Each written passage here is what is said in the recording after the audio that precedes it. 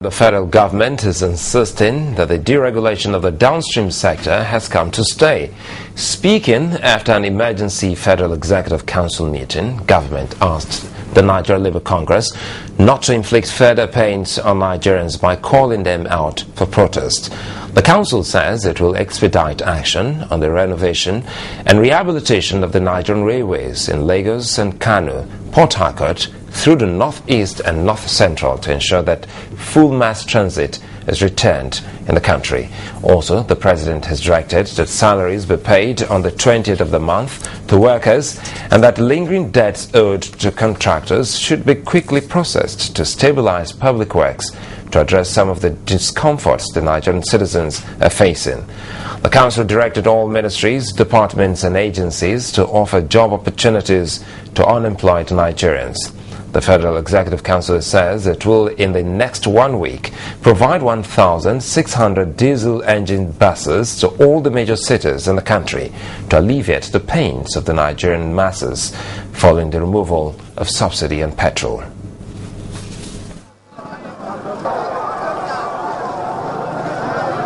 Four days after the removal of subsidy and the subsequent protests, President Goodluck Jonathan and his cabinet cut short their holiday for an emergency meeting.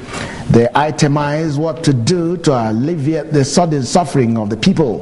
These include the provision of powered buses, 1,600 of them, in all the major cities in the country, quick rehabilitation of the Nigerian railway lines, payment of salaries before the 20th of every month, and clearance of lingering debts to contractors, as well as job opportunities for the unemployed.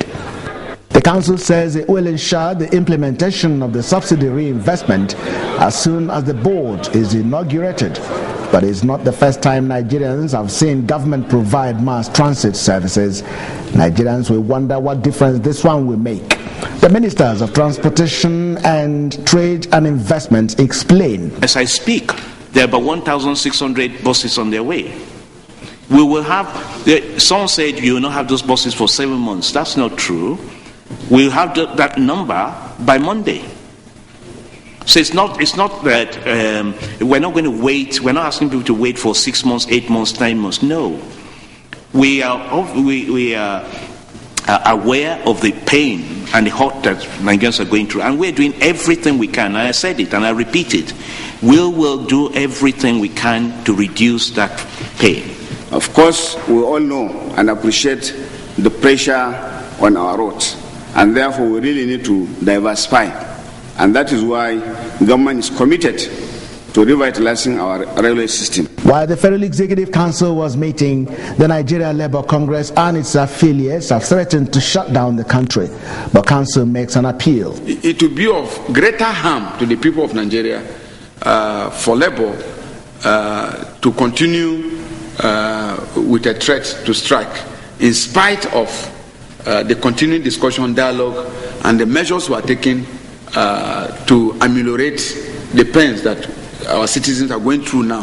Having taken this plunge, it is not in the interest of our country. If it is in the interest of the country not to do so, why will we come this far? The announcement on subsidy removal came at the same time Nigerians are battling insecurity in the land.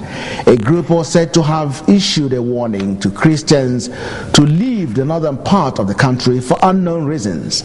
But the council says such calls should be ignored.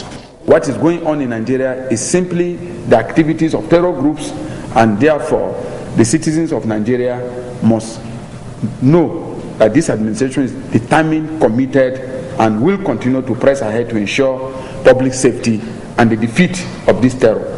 The Federal Executive Council says it's not out to punish its citizens, reassuring that the measures put in place will be for the greater good of Nigerians in the long run. Chukwuma Onwekusi, Channels Television News.